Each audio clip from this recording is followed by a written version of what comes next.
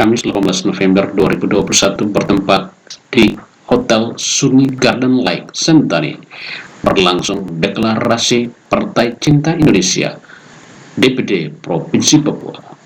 Hadir dalam deklarasi tersebut Ketua DPP Partai Cinta Indonesia Hendrik Yance Udang, serta turut dihadiri oleh tamu dan undangan lainnya. Saya hadir di Papua berdasarkan undangan dari DPD Partai Indonesia Provinsi Papua dalam rangka deklarasi baik dan sekaligus rapat konsolidasi persiapan administratif untuk kelengkapan kepengurusan Provinsi Papua dan Kabupaten Kota. Dan hari ini kami melakukan deklarasi dengan tujuan untuk membangkitkan semangat juang kader-kader partai dari Indonesia Timur sehingga tampil untuk bisa berjuang bersama partai dalam mewarnai perpolitikan nasional. Jadi tanggal 1 Oktober yang lalu kami sudah deklarasi di Jakarta, deklarasi secara nasional.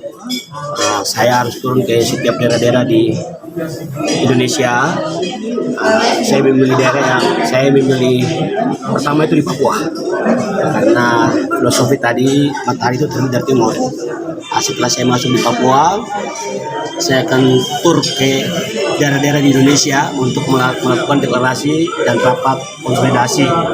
Hal ini kami lakukan untuk menunjukkan kesiapan kita, kesiapan Partai Cinta Indonesia di dalam mengikuti verifikasi administratif oleh Kementerian Hukum dan HAM.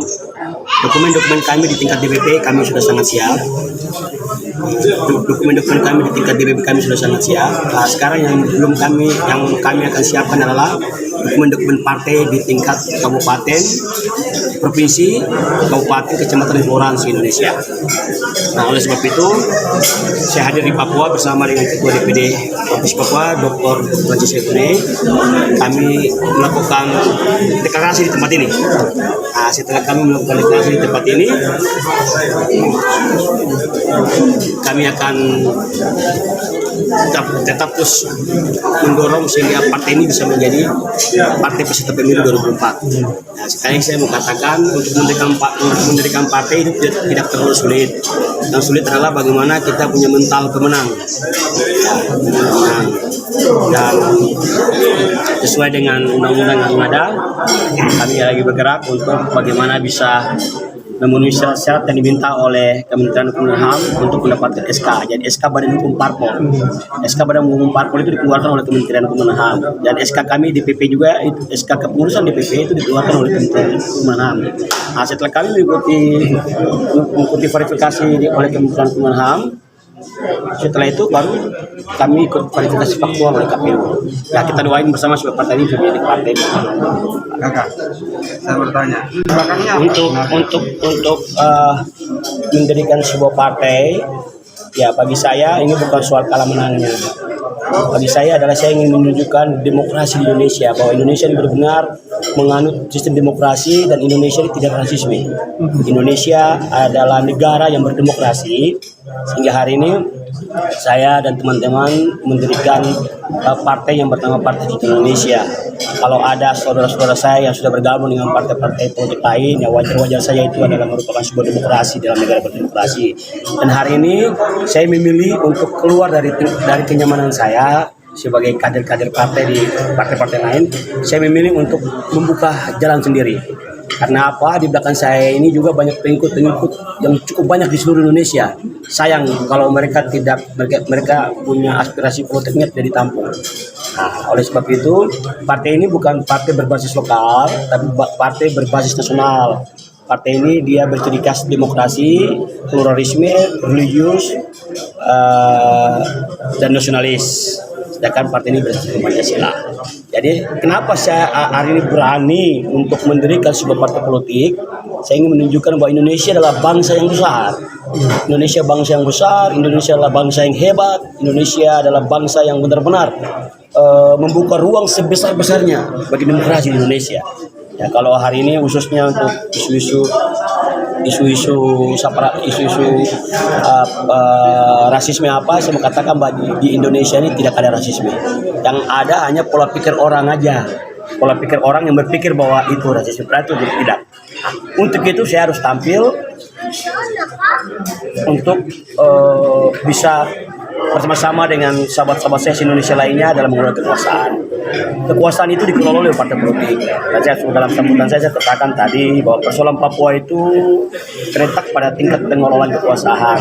Kekuasaan kalau di Papua tidak dikelola dengan baik, ketika ada partai yang menjadi pimpinan daerah, gubernur, wali kota, bupati, kalau pimpinan partainya tidak mengontrol mereka dengan baik, terjadilah konflik-konflik di Papua, dan Papua masih menjadi daerah termiskin di Indonesia. Tadi teman-teman berharap ketika partai ini menang di Papua, ya kita bisa dapat mengontrol kekuasaan itu. Karena kita membangun Papua dalam kerangka negara kesatuan Indonesia. Jadi kata kuncinya apa? Kata kuncinya adalah membangun Papua dalam kerangka negara kesatuan Republik Indonesia. NKRI telah final, Pancasila telah final. Untuk itu kami mengajak supaya semua komponen anak bangsa yang ada di Papua mari bersama mendukung partai ini. Sampai saat ini sudah di Indonesia, Pak? Kami sudah 34 provinsi, 514 kabupaten. Sudah terbentuk semua? Sudah terbentuk. Nah, makanya saya beranikan diri untuk Desember itu saya daftarkan di Kementerian Hukum dan HAM. Jadi Desember ini kami daftarkan partai di Kementerian Hukum dan HAM. Dan prosesnya cuma 45 hari. Lalu tergantung teman-teman di seluruh Indonesia. Kalau teman-teman di seluruh Indonesia mereka bekerja keras untuk menyiapkan dokumen-dokumen, ya kami daftarkan. Berarti begitu. Pemilu serentak sudah siap besok? Ya, insya Allah, puji Tuhan, jika Tuhan berkenan, kami juga bisa ikut berpartisipasi di dalam pesta demokrasi 2024. Yang pertama, kami optimis. Yang kedua, saya kerja bagian saya.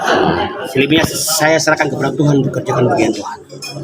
Yang ketiga, untuk persyaratan kami sudah dapatkan juga dari kami sudah surati Kementerian Hukum dan HAM untuk memberikan persyaratan itu, dan kami sudah lengkapi semua di tingkat DPP.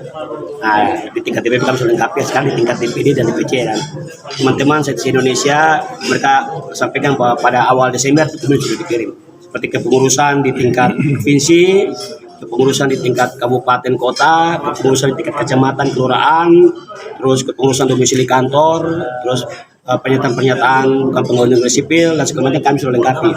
Dan oleh sebab itu untuk membangkitkan semangat teman-teman seluruh Indonesia, saya memilih main di Papua lebih dulu sebelum saya menginjak kaki di daerah Indonesia. Jadi intinya ada sekitar 34 provinsi dan 514 kabupaten kota. Kalau di Papua, kalau seandainya besok pemekaran, berarti ada beberapa provinsi yang kita akan sesuaikan. Intinya adalah untuk aturan-aturan yang telah diberikan oleh KPU itu kami sudah dapatkan juga. Tim kecil yang saya bentuk di Jakarta sedang membuat dokumen itu. Dan mudah-mudahan setelah saya pulang dari Jakarta pulang dari Jayapura ke Jakarta, kita lengkapi dan kita antar semua dokumen-dokumen itu ke kantor Kementerian Hukum dan HAM. Setelah kita mendapatkan SK Kementerian Hukum dan HAM, baru nanti kita juga akan melakukan ikut verifikasi KPU. Karena tadi tahapan 2023 itu harus sudah ada verifikasi, dan saya yakin kita 514 kabupaten, kita sudah data awal 514 kabupaten dan 34 provinsi sudah data awal sudah ada. Tinggal teman-teman di daerah ini bekerja keras. Karena ya perjuangan kita bukan perjuangan saya sendiri, ini perjuangan seluruh Indonesia, teman-teman seluruh Indonesia yang untuk mendapatkan menjadi pemimpin. Untuk menjadi pemimpin formal di pemerintahan maupun di kursi legislatif itu melalui parpol. Oleh sebab itu saya mengajak teman-teman seluruh Indonesia untuk berjuang. Di Papua ini saya minta Papua ini tuan rumah Pak saya. Saya ini anak Papua yang pimpin partai, Papua ini tuan rumah. Tunjukkan bahwa Papua orang juga bisa. Nah, tadi Presiden sudah turun berapa kali ke Papua, ini menunjukkan bahwa Presiden sangat serius untuk membangun Papua. Ya, mudah-mudahan dengan lahirnya saya tampil menjadi pemimpin parpol di saat Jokowi lah anak Papua pemimpin parpol. Ini suatu prestasi yang luar biasa dan kita syukuri itu bagian daripada rahmat ilahi, rahmat Tuhan untuk kehidupan kita. Jadi intinya saya optimis parpol ini bisa ikut peserta pemilu 2024. Kalah menang urusan belakang, yang penting keberanian kita untuk melangkah. Karena sukses hari esok, sukses besar itu dimulai dari langkah 1, langkah 2, langkah 3, langkah 4 dan seterusnya. Anak tangga 1, anak tangga 2, anak tangga 3 dan seterusnya. Itu adalah cara-cara strategis dalam mencapai sukses. Pak Ketua, dari 506 sekian 514 kabupaten. 500 lebih kursi di DPR, kira-kira target dari PC sendiri berapa kursi? Target kami yang penting partai ini dia lolos parliamentary threshold yang telah ditentukan oleh KPU secara nasional. Jadi ya minimal kami lolos di parliamentary threshold yang ditetapkan oleh pemerintah. Kalau kita sudah lolos parliamentary threshold berarti ya minimal yang target kami satu fraksi di DPR RI. Oke, baik, terima kasih. Saya Pak siap. Kita target kami satu fraksi di DPR RI. Kita sudah melakukan, yang penting keberanian kita untuk berbicara. Sekali lagi target kami kita lolos parlemen threshold dan kita satu fraksi di DPR RI. Kalau kita satu fraksi di DPR RI berarti kita memiliki alat kelengkapan dewan untuk bisa mengatur bangsa ini. Begitu.